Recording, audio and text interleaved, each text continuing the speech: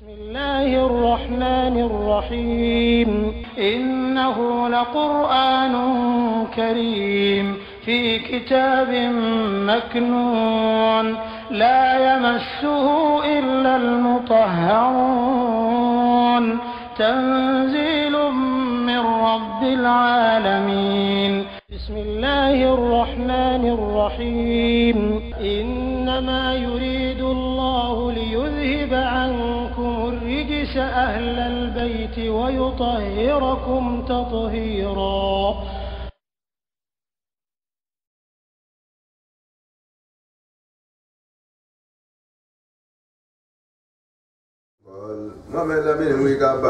إن كنتم شرطنا وكاك تحبون وهو كان بربر لك الله ستجي مسألة لا فاتبعوني فانا توالي كراكو يحببكم الله لو كرا ستجي مسألة بانكانو ويغفر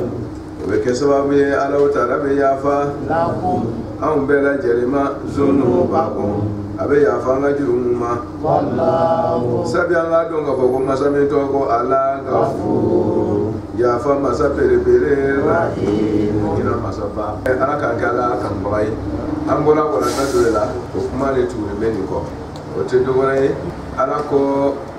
anga na mo wala muna ko kanga nyamoy min tan kan bai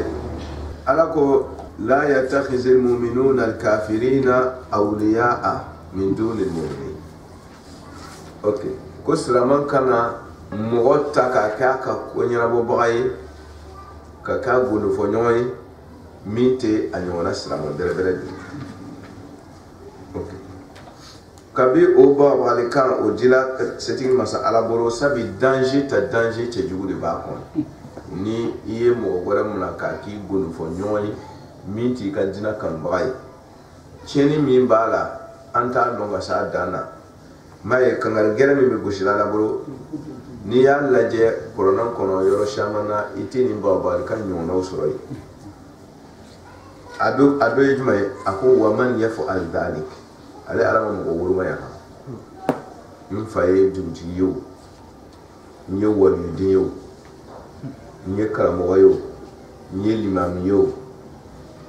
hani kiray ikana kere kwa ouais comme kira yɛrɛ tɛna miira ma sutu ko k'a kɛ man ye mawsuru mutlaku de ye a ma mɔgɔ woloma yan ala ko maa o maa de ale de ka nin kiti in bila maa o maa a ma mɔgɔ woloma yan yafo alzalika n'o ka kɛli kɛ nin na n'o ye ka mɔgɔ wɛrɛ ta k'a k'i godofɔ ɲɔgɔn ye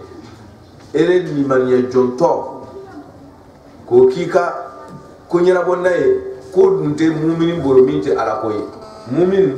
ale tɛ mɔgɔ wɛrɛ ye fo mɔgɔ min bɛ ala fɛ a ka kuma ala a ka sigi ala a ka dumuni ala a ka taasili ala foyi tɛ mumini fɛ ni ala tɛ voilà ok ni mumini dun ka ko bɛɛ ye ala ko ye mɔgɔ min dun tɛ ala mɔgɔ ye ni le y'o ta k'o bila i ka ko ɲɛfɛ dun kuma kɔrɔ ye k'a fɔ ko mumini bana ala la ka dile mumini ya dileke don ka kɛ nafigi ye ala dun ko munafigi bɛ janima duguma parce que n'i ye mɔgɔ wɛrɛ e ka ko bɛɛ ala ko e dun ye mɔgɔ wɛrɛ ta ka bila ko ɲɛfɛ n'i ye mɔgɔ bila i ka ko ɲɛfɛ ka bɛ i bɛ tugu a kɔ de dɛ n'a ye orienté yɔrɔ min i bɛ taa ye mɛ o tuma i kɛra nafigiya ye e de ko i ka ko ye ala ta ye nin dun b'i bila yɔrɔ min tɛ ala ta ye tuma na ala ko mɔgɔ ye nin ko in kɛ bagabali kan bɛ ko in kɛli nɔfɛ a ka gbɛlɛ fo ka taa tɛmɛ n'i ye kɔrɔna lajɛ a ɲɔgɔnna bagabali kan ka gɛrɛ k'a fɔ ko i b'a sɔrɔ yɔrɔ dɔ la a ma siya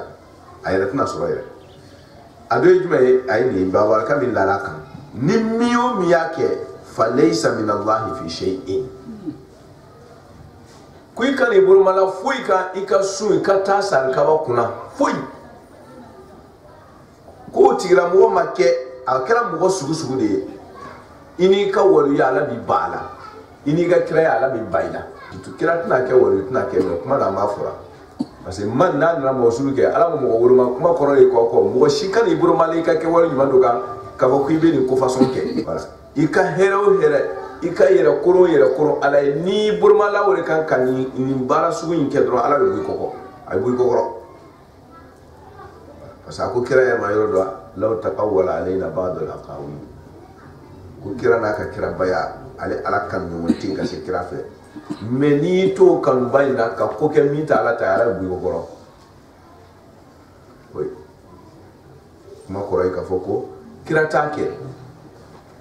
kanita ega ko dia fe ka ko ibe do ko do dafe ni dona dafe mi ta la tay dro no anu ne dia ko na dro ni kanu sira yoro dro do be kebal do ke ona ta mi so ita mahali ala ta te dere ni ala kerifa ka la na korodika ni bola o koro to ko in kono dro ala bu ko koro voilà ka foko ko mun kerife imna tien chugo ale bi fe dron passer à quel fait abana Allahu akbar ikatlin dron voilà wala kama ko sabawi bayatu ke kirai ko ala ko radiyallahu anhu wa radu ko ala jenoma ala jenima yemi ke kon mebe ni mi nana ikitlin de no tem woka ke wal ka dia ala chugo temen ne ko do ha na ta tele nata ni tlena abi so farama ni batle abi ko koro hani kira kirai ka fo ko ne kay kunu o ko so sini bi che ko ala be tu ka kunu kanuka kana chere kwa wallahi billahi kana chere atei akirati ya walwitei ka fo ko kunu ala so ni ma ko so ko sini ba che ko ala be tu ko koro wallahi kana chere angana nyo musura haya nala soni ma soni ka temelle ma akuma kore kun na ta franki ji ka tlende voilà otmana dani ko bela ala ka kanu ge c'est conditionné mi fait ni sawatli ka kanu ka webede ni ma sawata kanu ala bi ko koro ikram ko sugu kamara bo zira kila yoro na kuma mo wore ma ikka sawati kien ka le wodro le aflay akole la kwa usulama attention aw kadale alay qur'an ya rawa fode allah waliyul ladina amanu kwale alale ya ka bisba ya yare da yofo mais attention akana ta ko waliyu kwala ya kana ka waliyu ala ya ka ko be isa o ko so abeta ala tene o blaka ka bisba kwale bo ko korode wala yatakzil mu'minina kafirin awliya na ya ta ka ko allah waliyul ladina amanu abeta ne ko to kwake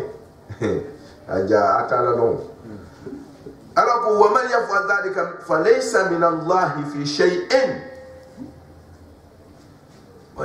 mo yini ki atigra mo i burmalante foi kala fe c'est fini ala bol ko ko mala sunya we kire we ba war kan gele ka foko ame kiti mina kiti man no de kani burmale ka semi ka suni ka corona kala kan ni ka ira kontro ko ni ka kalwa shaman nu kan de ika sabati ki e kan do abandi wo flana bagabalaka flana mba kokoro ni itna nyona gore so korona kono ni jowo inati we jume wa yuhazzirukumullahu nafsa kwale ala baw baba kaw lasran ayra ku ya ka yere tamala aka yere korose ala la ni yoro ni ala tene femi fa ba fo ko abaw baba ni femi yori ni ala yere ku yuhazzirukumullahu nafsa ko ka janto alala ni ko in kono ha ki kala moye ka banka ala tenem na ko ki kan ay tu sadi ka ala shetana faranyoka fimi ka bo ala fe be wori wi ala te mi fe ki kala ko ka banka ala tere flam na ka blara kira ko mo wonna nono jima don ka singa nyen ka ko ka ta jima il veut quoi ala tene atifa finganya mi ala ni atene nya bedro ala ko huwa agna shuraka ikase babe ke fuyibo mala sunya wa yuhazzirukumullah ala bo fo bara mi to li nofe seri côté sun côté kam mo mona ka ki ka ko nyana bo baye mite alay mite ala moy aba ala tene de fait ele ala mogo be banka ole taka keka gidi i ka baara sɔrɔ sa n'i y'a bila ko de b'i ka ko ɲɛnabɔ i ka ko sɔrɔ ala bolo ala k'a ɲuman bɔ kol kuma la surunya o tuma na kuma tɛmɛnen de kɔfɛ sa mun kuma gɛrɛ nin a bɛ adamaden ka kɛwaleɲuman bɛɛ tiɲɛ ni m'i janto a la o de sen fɛ a nana ka na fɔ ko bɔn aw silamɛw a kan ka kɛ cogo di sisan a ko kira a fɔ o ye o in kuntum tuhibbuna Allah n'a bɛ ala fɛ jaati hakika yɛrɛ la siga tɛ min na o tuma na fattabi'uni ko an ka tugu kira parce que ala kanu bɛ sɔrɔ ni sɔrɔ sira min ye kira de b'o dɔn anw t'o dɔn parce que an ye kunfin ye i bɛ taa sɔrɔ an ŋaniya ka ɲi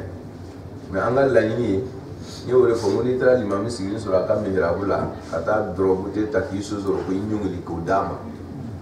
k'i b'a bonyana a ka fidèles ɲɛfɛ yɛrɛ kɔni parce que toi tu sais pas o yɛrɛ il faut bɛ limami bonyana fo i b'i ŋunuma ka na n'a ye ka n'i so sɔrɔ k'a bonya ten dɔrɔn kase ɲɛnama misiri falen jamaw ɲɛfɛ ten i fɛ i ka koba de kɛ parce que e yɛrɛ ka kase ni san daminɛ i k'a dɔn et puis i nana ni ŋunuma ye cogo min na e yɛrɛ k'o dɔn tellement que e yɛrɛ kɔni fɛ e ka bonyaba de kɛ mais dɔgɔyama tɛ yen i ma min sigi imam kun tɛ ala sɔrɔ n'i ma se ka fɛ i bɛ ala min fɛ i bɛ min ka kanu ɲini na n'i ma a diyaɲɛ fɛn dɔn i ŋaniya ka ɲi dɛ mais i ka kɛwale bɛ kɛ dɔgɔyama ye tugun ala ko n'an b'ale fɛ ale ka kɛ an fɛ an ŋaniya ka ɲi dɛ mais pour que an kana tɛmɛ sira jugu fɛ an bɛ don ale ala gasi la tuguni an ka kira k'an ka ɲɛmaa ye an ka tugu ale pratique la o tuma na an bɛna min o min de kɛ pratique la an ye kira lajɛ n'a sigira an bɛ sigi n'a wulila an bɛ wuli n'a ye filɛ kɛ cogo an b'a filɛ ten n'a ye min o min kɛ voilà tant que n'i ma kira de ladege kɛ i bɛ n'i t'i ka hakilibaya fɛ dɔrɔn i bɛ t'i yɛrɛ sɔrɔ bin kɔnɔ ala de ko ten solution t'a la dɛ fo kira ɔhɔn an tun b'a fɔ n ko bɔn kira ala an ma kira ye physiquement parce que ko an y'i tugu ale de kɔ pratique la anw m'a ye dɛ kira ko ah bon in kun ati ola wa ati ora so ulul amr minkum ko nga ulul amr bila aw ɲɛ n'a man ye ala tɛ sɔn aw ka foyi ma f'a ka ne kira de lajɛ n'a ma ne sɔrɔ aw ɲɛfɛ physiquement kɛnɛ kan ko ulul amr filɛ nin inni tarikum fikum sakalaini kitab Allah wa itrati voilà n'a ma ne ye kɛnɛ kan physiquement parce que karankan a yɛrɛ kitabu jɔn de b'a fɔ ko ale kira kɔ bɛɛ ko ale bɛ rasulu kɔ mais mun de ka kɛwale fara kira dun ma kɛwale fila kɛ o oui o tuma i b'a dɔn ye ne ko physique la kɛ an besoin bɛ mɔgɔ de la kɛnɛ kan ni o physique n'a tun besoin t'o la kɛ sa aw yɛrɛ tun tɛ n'a bɔ ka sigi i savait k'a fɔ ko adamadenw mako bɛ mɔgɔ de la kɛnɛ kan o ka tugu a kɔ n'o tun tɛ o tun t'a bɔ k'ale yɛrɛ bila o b'a fɔ ko mais kira a bɛɛ ɲɛfɔ ka ban ça suffit olu yɛrɛ tulo de ka kira kumakanw mɛn ni mɔgɔ sɔrɔli ɲɛfɛ physiquement ni diyagoya tun tɛ o tun tɛ saba bila ye voilà Abubakar fana taara ni diyagoya tun tɛ mɔgɔ ka sɔrɔ mɔgɔ ɲɛfɛ physiquement kɛ o tun tɛ Umaru fana sigi o tuma ko kira ka dɔ ɲɛfɔ Abubakar fana ka dɔ ɲɛfɔ ça suffit mun na ni Umaru sigi parce que il savait que ni mɔgɔ tɛ dina ɲɛfɛ a tɛ ɲɛ ok ala ko a t'ale ala ka laɲini sɔrɔ fo kira ni kira t'aw ɲɛfɛ physiquement ka tugu a kɔ ulul amri minkum ulul amri dun o dun ɲɛfɔra aw ye mɔgɔ min tɛ fili a tɛ ɲinɛ a tɛ fili n'o tɛ n'i ye cɛ o cɛ bila ulul amri kɔnɔ lahara i bɛ taa fɔlɔ n tɛna don détail la yan ni y'a caman ɲɛfɔ ka kɔrɔ o ulul amri minnu tɛ ɲinɛ o tɛ fili kira yo irana kunin taw nya fe physiquement ga ko ayatu nungo wo ulu amul physiquement numbe keneka kira ko olut na langolo ya ko dukoro na langolo ya kabolu mafoka ta brufie parce que dukoro besoin be nyama de la physiquement keneka mabe ko dukoro na langolo ya kabo o ul amul nu mafio ko tetan flali il a bien dit il a bien défini comme autant à l'ifla o mo autant fla tan kirin be tara olu suma yelmana tora kini kira yɛrɛ ko o bɛ nana dogo mɔgɔw ma waati min a ma sa dɛ k'a bɛ dogo de diɲɛ karamɔgɔ hakili sigilen bɛɛ sɔnni b'a ma k'a bɛ yen k'a balo la parce que a fa sɔnna yɛlɛmana kabi kira ka madina sigi sanji 260 na diɲɛ karamɔgɔ hakili sigilen bɛɛ b'a kalama Sheikh Ahmad Tijani ko ten a b'a ka kiraw ni sɔrɔ ba Sheikh Ahmad Tijani ma kɔni k'an ka sɔrɔ ma a ko Muhammadul Mahdi a ko Hasan Askari Abul Mahdi Azabu wal Awradi a b'a kɔnɔ a premier kitabu ne de o ka deuxième mi wɔrɔ fi k'a tigɛ ka bɔ a la n kan t'o ma dɛ n'a figiw k'olu bɛ Sheikh Ahmad Tijani fɛ e bɛ Sheikh Ahmad Tijani fɛ e bɛ kɔrɔmɛ ka tɛmɛ Sheikh Ahmad Tijani kan n'i b'a ka kitabu wɔrɔ fi i t'a sɛbɛn komi a y'a sɛbɛn cogo min na mun de bɛ dɔ tigɛ a la a sidi kuma bɛ fɔ da la dɔrɔn an b'a fɛ k'a sɔrɔ e bɛ min kɛra tu es contre il est contre Sheikh Ahmad Tijani parce que n'i bɛ mɔgɔ ka kitabu wɔrɔ fi i kana dɔ tigɛ ka bɔ a la a y'a fɔ cogo min na i b'a fɔ ten de n'i bɛ dɔ jidi i bɛ taa min jidi i b'o fana préciser dɛ ko nin ye ne ka taaliku y'a kan a y'a ta nin kɔni i b'o to a to cogo la pour que i bɛ dɔ tigɛ o tuma a ye Sheikh Ahmad Tijani ka awrad wal ahzab a y'a lajɛ a b'a kɔnɔ premier ta tapeli in koli premier ta in koli deuxième tapeli in o k'o bɛɛ tigɛ o min a ko a Mahdi fa ye Imam Hasan Askari dun soma yɛlɛmana hijira sanji 260 an dun bɛ hijira sanji 1440 la bi mɔgɔ min soma yɛlɛmana o Mahdi min ni kira ko o ye imamu 12nan ye ni Sheikh Ahmad Tijani yɛrɛ b'o bɛɛ tɔgɔ wele fo ka taa bila Mahdi ma mɔgɔ 12 kelen-kelen bɛ a y'a bɛɛ tɔgɔ wele ka tugu ɲɔgɔn kɔ e karamɔgɔ ka Sheikh Ahmad Tijani fɛ i b'a lalɔ k'a bɔ k'a lasurunya awa karamɔgɔba mun bɛ yen diɲɛ kɔnɔ ni olu ye tiɲɛtigiw n'olu sɔnna Ala ye o y'a to Ala ye k'a kɛ Ala ye olu bɛɛ ye ninnu rekɔni i tɛ kɛ Alamɔgɔ ye fiyewu f'i ka tugu ninnu kɔ walayi bilayi n b'a fɔ n bɛ kɔrɔna de kunna an kana ɲɔgɔn nɛgɛ parce que lahara an bɛɛ bɛna an ta fɔlɔ min ye o bɛ fɔ an bɛɛ bɛ taa sa ko n ko ma kɛ bɛɛ bɛ taa ɲininka i ta ma fana n'an ye ɲɔgɔn musulaha i ka k'i yɛrɛ la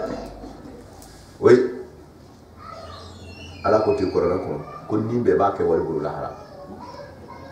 an bɛɛ b'an ka foro de sɛnɛ la ten ni min b'i kɔrɔ k'i kɔrɔ kɔnɔbara in tɛ fa ɲɛfɛla yɛrɛ tɛ fa kaburu bɔgɔ de bɛna fa tu veux ou tu veux pas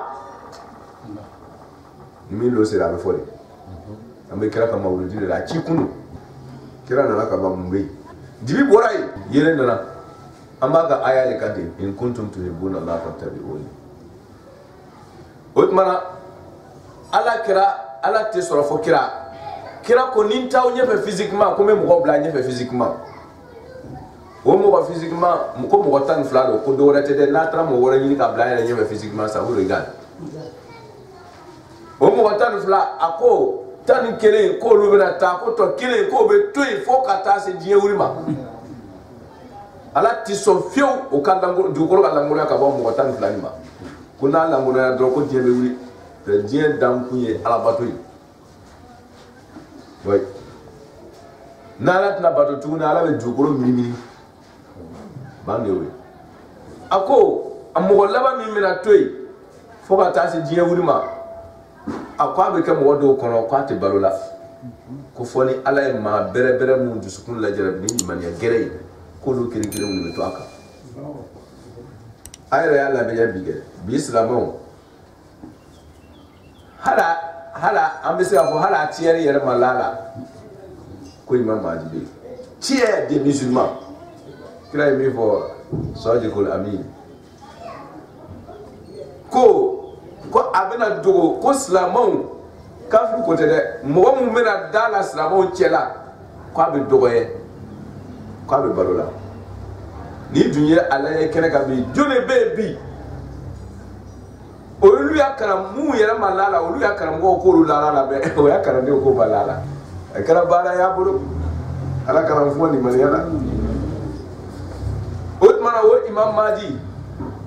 an k'an besoin bɛ ɲɛmɔgɔ la physiquement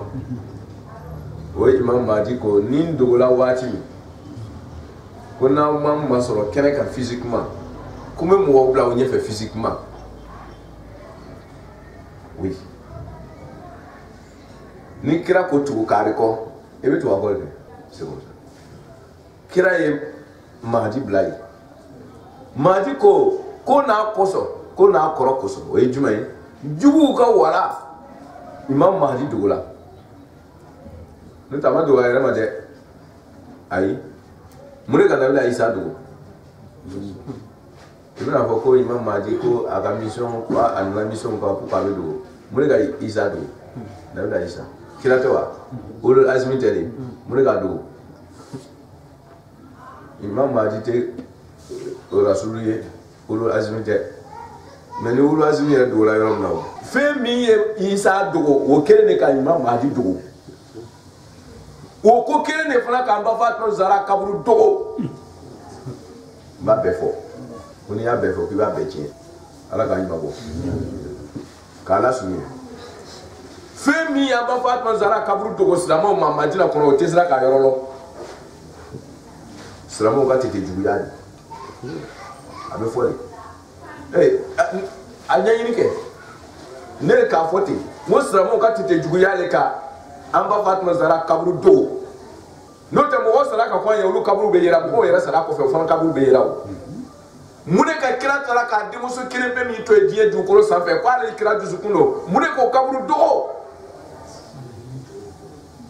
k'o kana fɔ parce que n'a fɔra dɔ fa ka lebu b'a da fɛ a bɛ fɔ piya ni fa kɛra sababu ye kira denmuso Salman kaburu dogo la a bɛ fɔ mana sunya bolo ma sababu jugu min ka Fatima Zara kaburu dogo o sababu jugu kelen de kɛra sababu ye fana Imam Mahdi dogo la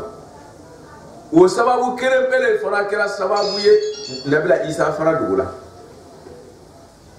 ah ouais silamɛw ko ɲɛ yɛrɛ dɛ k'a kana jinɛ ɲɛɲini a kana jinɛ ɲɛɲini dɔ parce que pour k'a kana kunu n'a kununa dɔrɔn a b'a fɛn o fɛn yira ko bɛɛ kalannen don ja zéro walama n'o kalannen don hasidiw o fila la kelen don i ma kunfinya b'o bilala la o tɛ fɛ mɔgɔw ka dɔn k'o ye kunfin ye walama o b'a kalama mais hasidiya min k'o sɔn ci o tɛ fɛ mɔgɔw k'a dɔn k'o yɛrɛ bila kira ka sokɔnɔ mɔgɔw place la k'a lasurunya an bɛ taa n'a ye o tuma o ye Imam Mahdi komi ale ma sɔrɔ kɛnɛ kan physiquement parce que a yɛrɛ ko ta a dun bɛ yen a bɛ yen a bɛ kɛnɛ kan ni mɔgɔ min fɛ k'a rencontrer yɛrɛ fana ala k'a nɔgɔya ye kuma la sunyɛ bolo ma il veille il est le responsable il veille sur nous an yɛrɛ min na tɛ il veille sur tout ala k'an don a barika la ala k'a dɔn an kɔkɔrɔ sanga ni waati bɛɛ ni mun ko bɛ diinɛ ɲagami a ka kɔkɔta sigi o kun il est le gardien de la religion. Jina wɛrɛ dun tɛna na dugukolo sanfɛ tuguni ko a bɛna na dugukolo dilan min tɛ silamɛya ye a tɛ yen a jina tɛna na awa o jina in dun gardien ye ale ye Imam Mahdi de ye o tuma na jina in tɛ tiɲɛ ye ni mun ko tɛ jina in to ɲɛ suma la a ka kɔkɔta sigi o kun i k'a yɛrɛ kan o k'i bɛ ka bugɔ naamu a bɛ faamu fewu o Imam Mahdi a dogolen waati min a yɛrɛ ko n'an ma ye kɛnɛ kan parce que a besoin bɛ mɔgɔ de la kɛnɛ kan tuma bɛɛ physiquement n'an m'ale ye kɛnɛ kan waati min na ko marjiw k'a ye tugu monsieur ka condition di n'o condition dafala min na k'o tigila o marjiw n'ale Imam Mahdi bolo bɛ ɲɔgɔn bolo fay tu ko wala do ka yele ko boyoro tis la ma ya ka solution te ka sama ya ki fo ka marju ya le bi ko nyi law bandu frona mwadu yajidu kieta law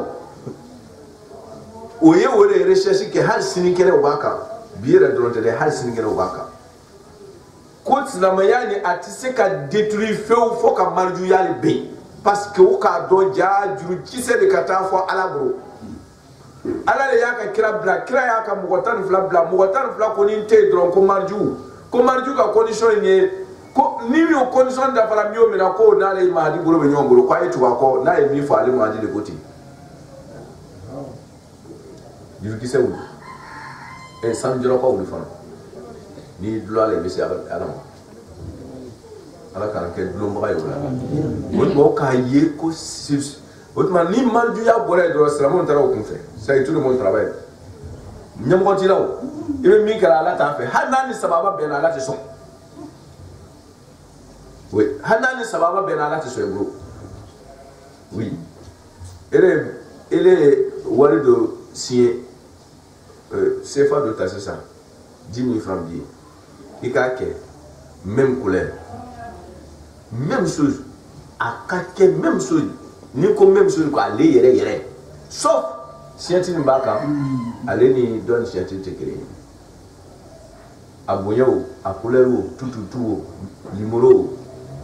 mais scientifique quand créé na bena marché kon bangi mi mena fare gaji mai bena afani oui c'est comme ça et moi de le bas autorisé ko aye ni dom no bolo no yela ka be soro ka dom ouais no te bien aller requérir nous mais ama autorisé autre mana ni maji ya autorisé ni marju miye bol beta ala be son o sen no sun no zakatu le fait ma ken marju kanya maria ni ya ke zero ha ni sabaro de la so mana so no wala be mari no mi ma nyefe yani imam madi re kana kene kan physiquement bela jere be se ka ye domi aye mo wa mun blay physiquement ko ngatu wodu ko keta ya le imam madi tay o de marju o mana marju ya ni tlonke ala ye tlonke kirala ye tlonke ala ka mo sigiri kira ka mo sigiri maji ka mo sigiri marju ni ye tlonke marju la do tlonke ala du ko salata ala mana sunne o mo ere to ga zana fote be o ta détail di mo ma comment man les la ho shaykhun fa shaytanu shaykhu o ba fote dro ka o ere ta do ala mais o ti songa définition di ma ko ni che orba nyima ti mo mi nyafe do ko shaytana yi ga che orba nyima ko ro de ko mo do ga so le nyafe be tugu mo ko no ti nyafe do shaytana de bi nyafe jone obe ayo définir o sheikhu nyima ni jone na la ba to tala ni shaytana ti sika nyami do tala a sheikhu to be ni imam majidi alile kanyam wo wul bari na le ti nyafe fe na shaytana le bi nyafe kala mo fe yi bla place de nyaworo ala so kala so do yo le donneron we maji ko be pour que o ka place so ouais o yere bla o place là no le Congo ku kala ga sheku soso de sheku te soso de sheku juma ala soso sheku monte ho sheku mi na te soso wo de imam maji ani maji ye sheku mi bla yi no e marju ni marju a condition d'affaire là na foi condition de kere ka do le teo ala ka fam ya ko imanda wala do balimo mana kira ko namale fe ati Allah wa ati rasul wa ulul amr minkum nama ala ko namale ala fe fattabi'uni ko amatu kira ko yuhibbukum la qala banka okay kanu al fo boni ko kanu ne mena suniyere quoi parce que nenu ayal no développement alu wati le takoy mais ba su fi ngo ni be fe ki iteri kanu ko do bila ore peut-être na dana yele dorama ni tale yela nyala fin don mila otma o nyala fini o be se ka ban chogodi iteri yeye iteri bere ya ye abo nyala fini boy otma nagasi dole be e kan kela ina e be fe ki ga kan fen ka o nagasi ban nyala fini mi bila o wuri yoro ti la fi ka le ye otma le ye ni o nagasi boy fanta ya dole bila otmana wari kankun parce que ika pomme soro kasa parce que pomme no bila nyati la fo wari ka soro kasa wori be nan wari kanu ka bonima soro ka shala parce que bonima ti se ka a ke maji ete ka asoro kasi fo wari ka soro otmana ka bon nagasi dole bi ka mo ya la o nagasi ndafa yoro tei fo wari mune be kere ya kanu parce que ni kere ya ti la dese dole be nagasi dole be otmana ni ere fe ga bori kata o kene yante comme on na si min bilani ibe kene kan na kala wole kan c'est que kanu numbe base me muleka na si dole be kan kela dusukun kono ati se ko o yoro ni dafa ni kan fe inte otmana mumini aka foi te se ka dafa aka foi sari arba de yera ka foi te nya so ni ala de otmana komo ko abe fe aka ka wo ni datu aka foi te ga foi ni ala te otewa bon pour que ala ko wo ni datu ayike c'est conditionné aya to kirata ala ba ka wo be datu aka na si da ba be dafa kadama aka ko bebe ke koyi kira aka tuwaru muna parce que ali black ala ka disposition ok parce que kira sona ala ta bema ala ya beto kirai ok otmana no fana bola la kuma ye don ta fo ciumna nyum fana ya to ala tala nala ya to lu tala kira ko fe we ulul amri ko so yan doni yere na aya bina banka fotunu qul ati Allah wa rasul muna na no yoro na parce que do ba mira ko kanu ye dusu kuna kanu simple de dire ka yoro ndo kanu ka yoro ndo te non c'est général ibe alata général chogo minake kanu inake ite do bo alake kira fana be kanu te ne général iye kira kanu te général nyamake ul amul fana be kanu te ne général atu ne be nyonko kala su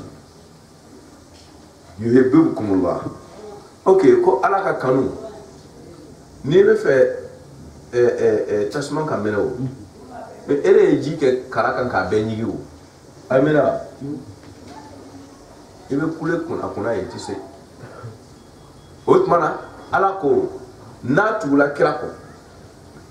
kwale alaba kan no sababu yi na ya keta ke kira na ka sokoro mo ka keta ala be swatama